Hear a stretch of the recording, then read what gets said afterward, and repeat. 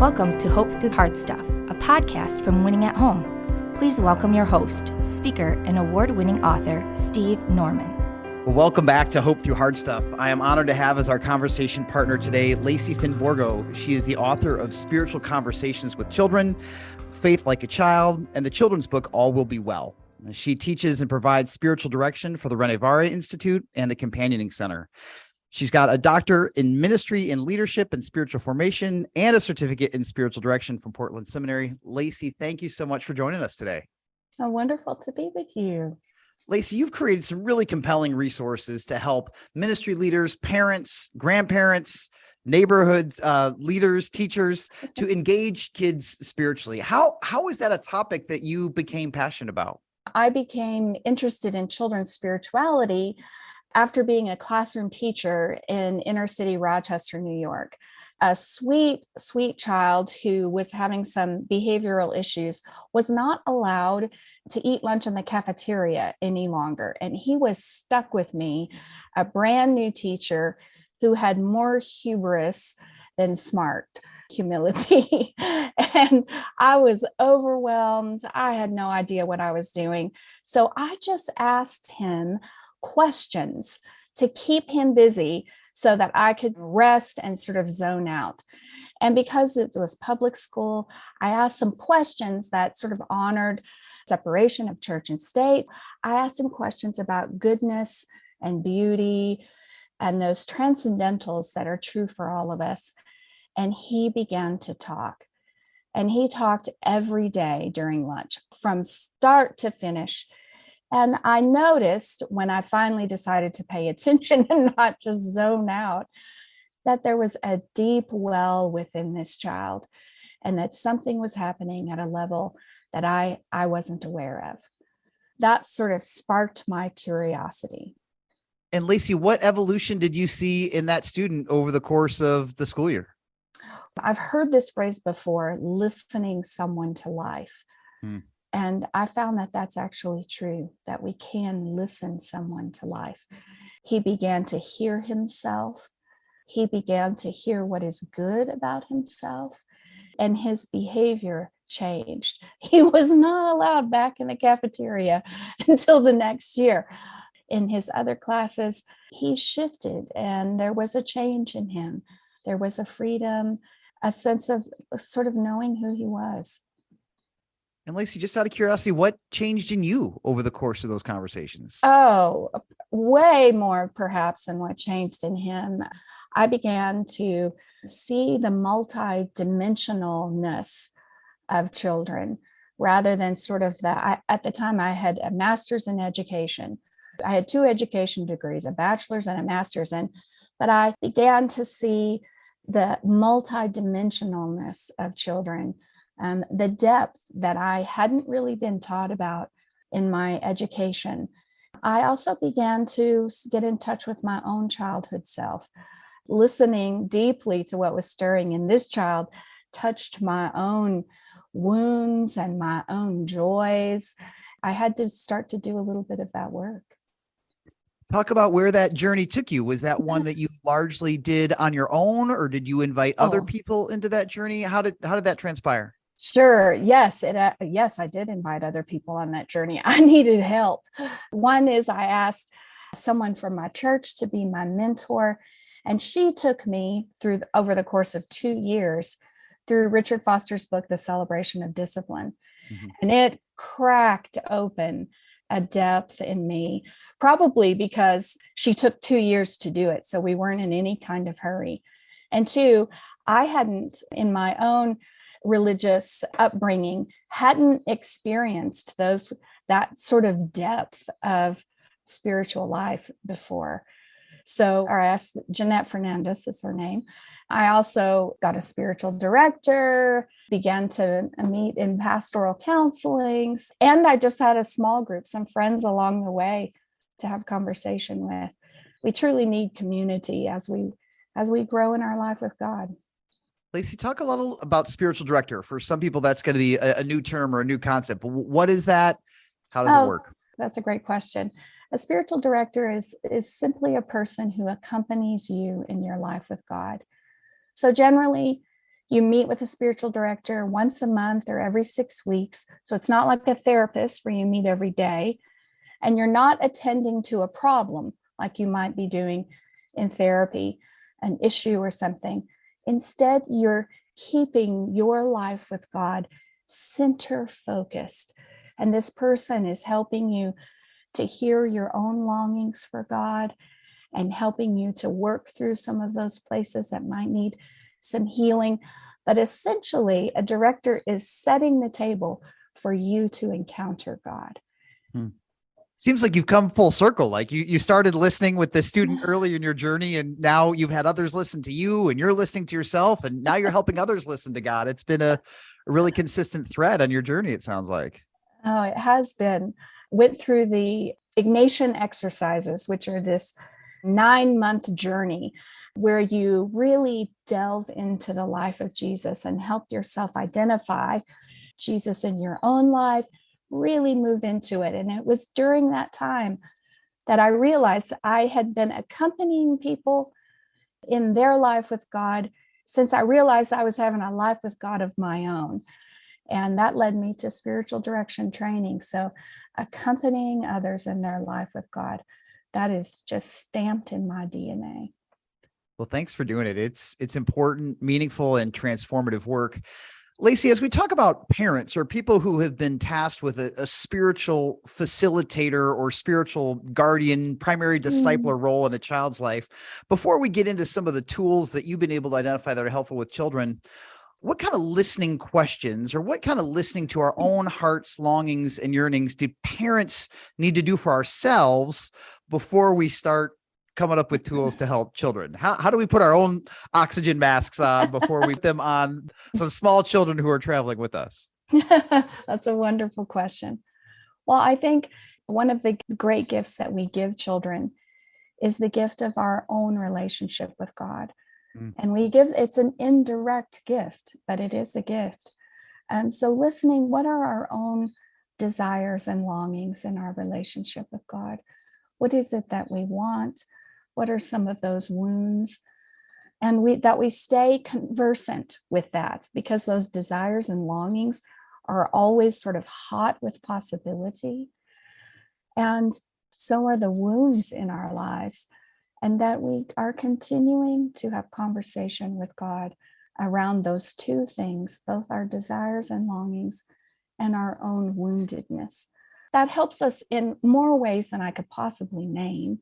And one way is that it helps us not to project our desires and longings onto our children so that they have the freedom to have their own. And also it helps us to not project our woundedness onto our children, because they too will have their own. Those are some very profound threads that you've identified there. What ways have you seen some of the people, either in your own journey or people that you've worked with, released some of those wounds and longings as it pertains to their parenting journey? I think journeying with Jesus and talking with Jesus about what we see in his lived experience of being a human being, being fully human and fully divine. I'm just thinking about, when Jesus comes down from the Mount of Transfiguration, and he's had this wonderful experience, but then he gets down there and the disciples can't heal this boy who is having seizures, and the father is upset, and the crowds are yelling, and the scribes are arguing with the disciples. It's a mess. Does that feel like, for parents, that time of day when you're trying to get dinner on the table and people's homework needs to be done and someone can't find their soccer shoes? And maybe you started off your day feeling really connected with God, a little Mount of Transfiguration of your own. Jesus comes down into that place and he says some really harsh things. How can we as parents identify and have a sense of Jesus with us as we are struggling in a situation that is very human for all of us? So really encountering Christ in the warp and woof of our days and letting Jesus be fully human and fully divine for us in that way. Lacey, I love that because for me, my wife Kelly and I have 4 children, and I think that sometimes one of the greatest gifts others have given me, or that I've been able to give myself, is just that space to listen to my own longings for what I want for my children. Because I think that sometimes, just in the panic or in the quickness of life, we'll take on either scripts that our parents had for us, or scripts that culture has for our kids, or scripts that church has for our kids, or scripts that the idealized version of myself has for my kids, rather than taking a pause and say, God, what do I really want for them? And is what I think I want for them what you want for them? And if not, why not? And that can be a scary space to walk into, but it's also incredibly life-giving, because I think it can prevent us, like you had said before, from maybe repeating that cycle of projecting our woundedness, or trying to overcompensate for our woundedness, or what our parents did or didn't do, so that our kids have a different experience. That there can be a lot of striving to make sure that, like, I don't make these mistakes, rather that instead of fully living into that peace-laced, open, patient, kind journey, not just with our kids, but with ourselves. With ourselves. Yes, with ourselves. And I love that passage of scripture where Jesus comes down, because he's compassionate with himself. Yeah. And he's compassionate with the Father who is really struggling. Can I add one layer of another dimension to our desires and longings, and the importance of processing them with God? Because our children come with their own desires and longings. And sometimes we can put all of ours that we feel like we've definitely, we've put time in, we've discerned them well. We want to let them be in conversation with our children, and as they are discovering their own longings. That's a place that has a lot of tension in it.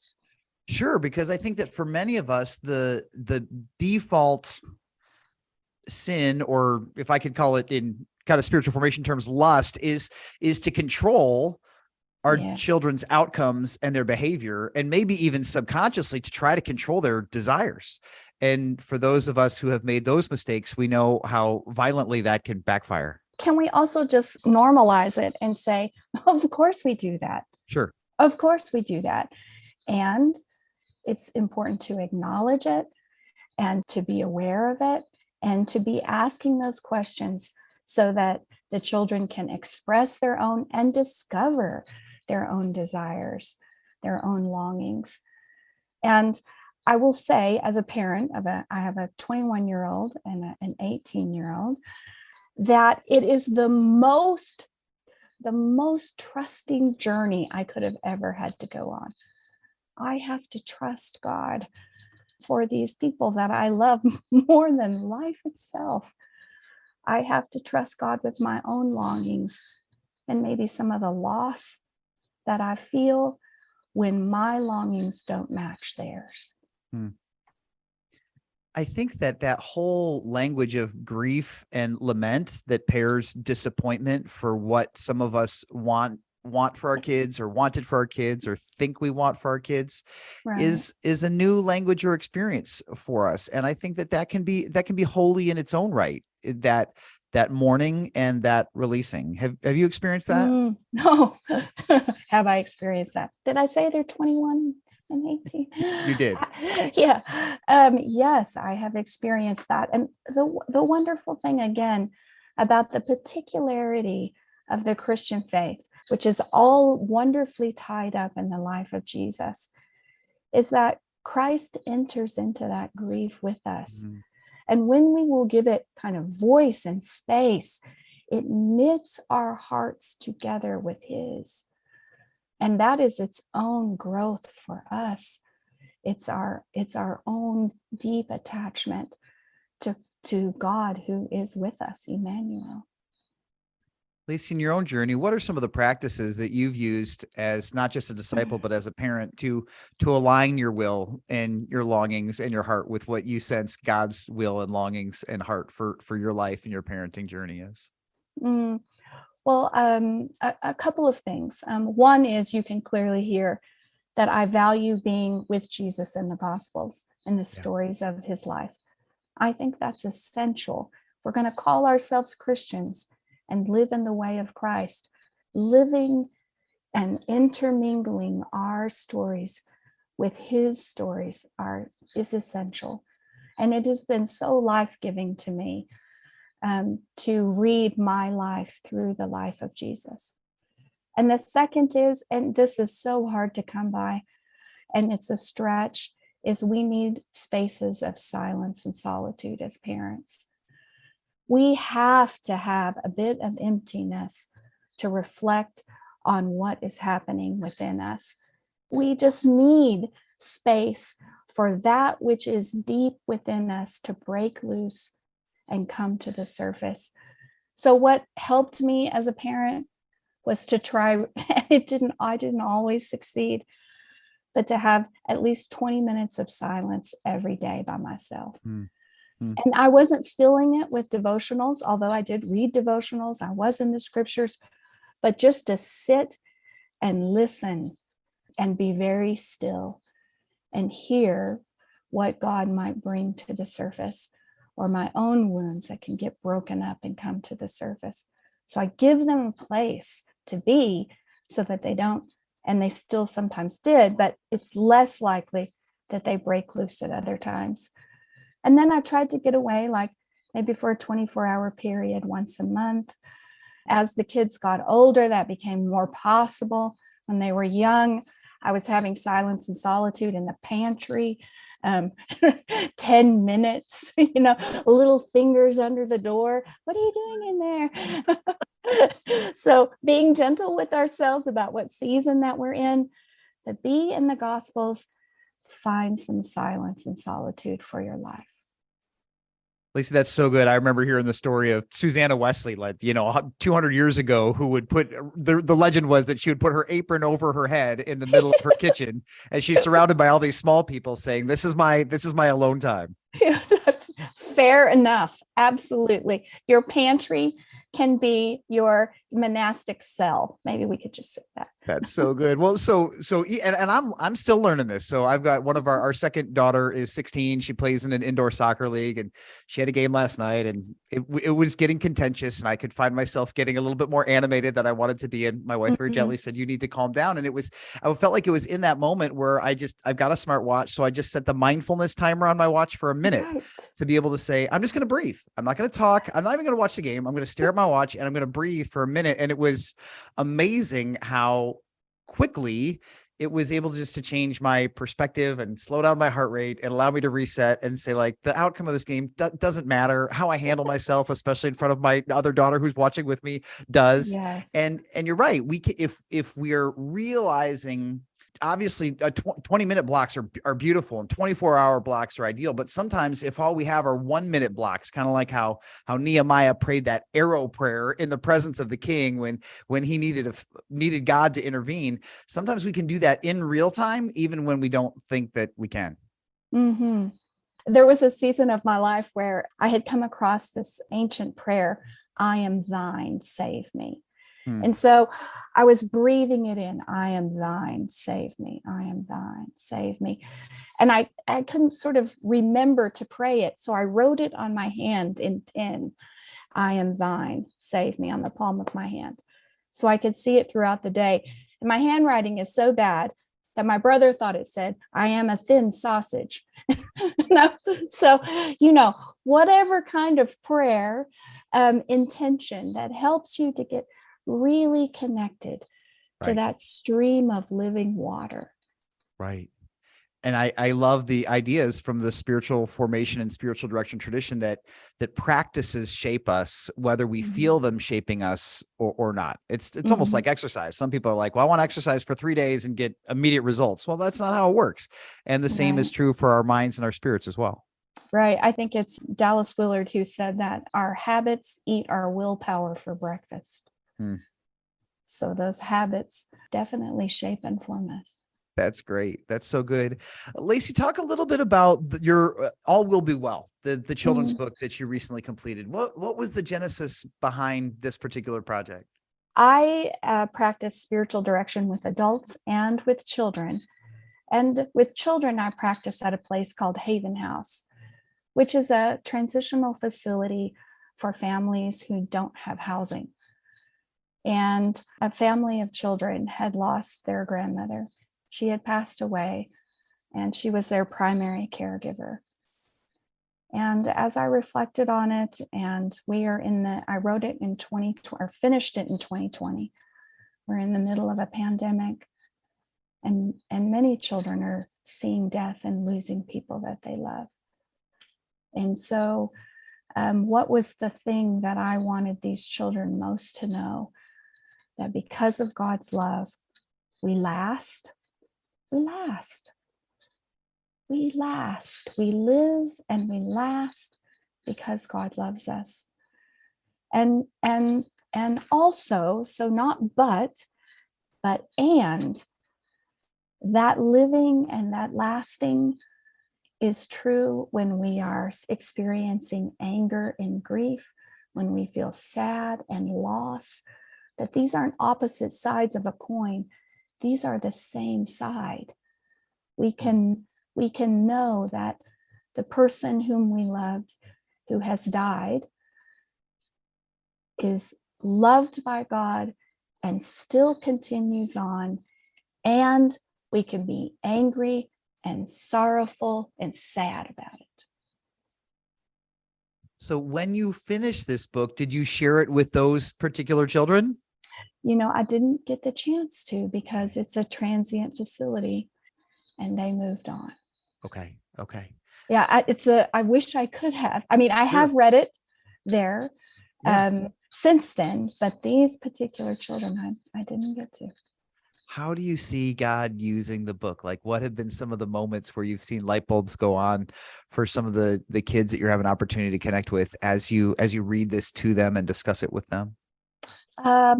Some of the places that I've seen it is with children and adults. I've seen adults take it and read it to themselves over some losses that they are experiencing. That was a surprise, and a beautiful surprise, to see some of the adults kind of tuck it away for themselves. For children, the illustrations are terrific. They really are very beautiful, expressive, playful, and they show the child, Julian is the little girl's name, they show her angry, confused, frustrated. And so it sort of gives children permission to express how they feel around loss. I asked the illustrator, Rebecca Evans, if she would put a dog throughout the whole thing to be a metaphor for the accompanying of the Spirit with us in seasons of loss. Sure. And so if you'll notice, the dog is almost always present, and the dog is leaning or licking or guiding in just that way that the Spirit accompanies us in hard seasons. And so children have said, "Oh, the dog." They notice the dog throughout the whole thing. Yeah. And I could say, well, how is that like God? Like you feel God's presence right now. How is it? It's not God, but how is it like God? Oh, God is comforting. God is warm. I know that I'm not alone. I can cry my tears into God. Yeah. Lacy, I love that. I think that I was working with somebody who is functioning as a type of spiritual director for me a few years ago. And one of the great questions that he gave me is, in some of your moments of deep loss or deep disappointment or deep frustration with God, a helpful framing listening question is, God, will you show me where you were present in that moment, even if I didn't have eyes to see it in real time? And those have been deeply moving listening sessions, because in your cognitively, if you've got your theology lined up the way that we think you're supposed to, you know that God is present in all ways and in all things, but sometimes our pain blinds us to the presence and the nearness of God in those moments. Before I wrote this book, I met with a child again who had lost their grandmother. That's an occurrence. And she's riding the bus home every day after school, and it's in the fall. And I'm saying, so how are you noticing God near to you? She can't really put language to it at first, but she does notice that the cottonwood tree's yellow leaves, the leaves are starting to turn yellow. She knows that means they're dying. She noticed that they start to fall off and they're on the ground. And one day she just says, I think the cottonwood trees are God crying with me. Hmm. And then through winter, when the branches are bare, she's having this experience of kind of the emptiness that comes from loss. And she again has this sense that God is with her in the emptiness of the branches on the tree. And she's talking about this. Hmm. And then when they start to get their little green buds in the spring, months later, she feels God giving her a little bit of hope. Her life will look like now without her grandmother. It was remarkable for me to see her and witness, really, God meet her in this process of trees losing their leaves. What a beautiful metaphor. And again, a great reminder to us that listening can come through so many different forms, that listening can come through art, and listening can come through solitude, and listening can come through reflection in nature, right? That God uses all of these different avenues to speak to us. And of course, we want all of those, the grid to be scriptural, that we receive all of those learnings. We want to check it against that and check it in community, right? To have others who know us well, help us discern and process that listening. But it's just a beautiful reminder, especially as parents, that sometimes the stress that we feel is that all of the communication from God and about God for my child has to come through me, or has to come through me and a Sunday school teacher, or me and a children's pastor. And for us just to have peace and great calm and gratitude in knowing that God has infinite tools at his disposal to break through to our kids and give them the gifts that they need to receive, and the healing that unfortunately we as parents are limited in our ability to facilitate. I remember the first time that I read the parable of the sower, early time, because I read the scriptures even as a child. I loved the Gospels as a child. But anyway, and I come from a long line of cotton farmers in West Texas. I remember reading this parable of the sower, where the sower is just throwing handfuls of seed out everywhere. And I thought, that is the most irresponsible sower, because we would never do that. You don't throw seed on a sidewalk. You don't throw it in a patch of weeds. You don't throw it on rocky ground. No, you're very careful with seed. Sure.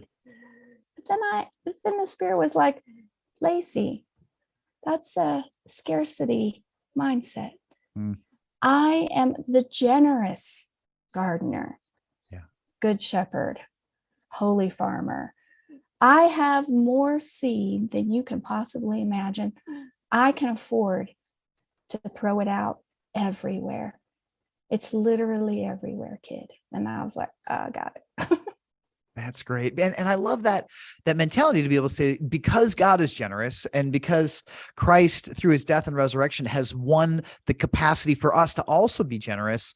Wouldn't it be great if emotional generosity and abundance was the baseline for our parenting rather than a great day or a high point in our parenting? Oh, that's a great, that's, I need to sit with that today. As do I. Beautiful. Talk a little, just briefly before I let you go, about your other books, Faith Like a Child and Spiritual Conversations with Children. Just can you give us a thumbnail sketch for people who might be curious about picking those up as well? Sure. Spiritual Conversations with Children, Listening to God Together. It is about listening with children and the work that I do at Haven House. And it's about parents and grandparents and spiritual directors and pastors, and just to teach us how to listen alongside of children. It has a lot of stories in it, just so we can catch a vision of what that can look like. And when you say children, what age range are you typically referring to for this particular book? Yeah, I have sat with children who are 4 years old all the way up to 16 years old. So we focus mainly on children because adolescent spirituality is a whole other monkey. Okay. And maybe I need to write that book someday. But, well, I look forward to reading it. And your other one, Faith Like a Child. So Faith Like a Child is really following Jesus's invitation to us, to that children invite us into the kingdom of God, that they help us to know what it looks like and what it feels like to be a child of God. And so we are welcoming our childhood selves. We're learning imagination, the gift of humor, what it looks like to play as adults, so that we become childlike again in the way of Christ. So good. Lacy, any closing thoughts or words of encouragement for parents who might be feeling overwhelmed when it comes to the discipleship and the formation of their young children? Maybe two things.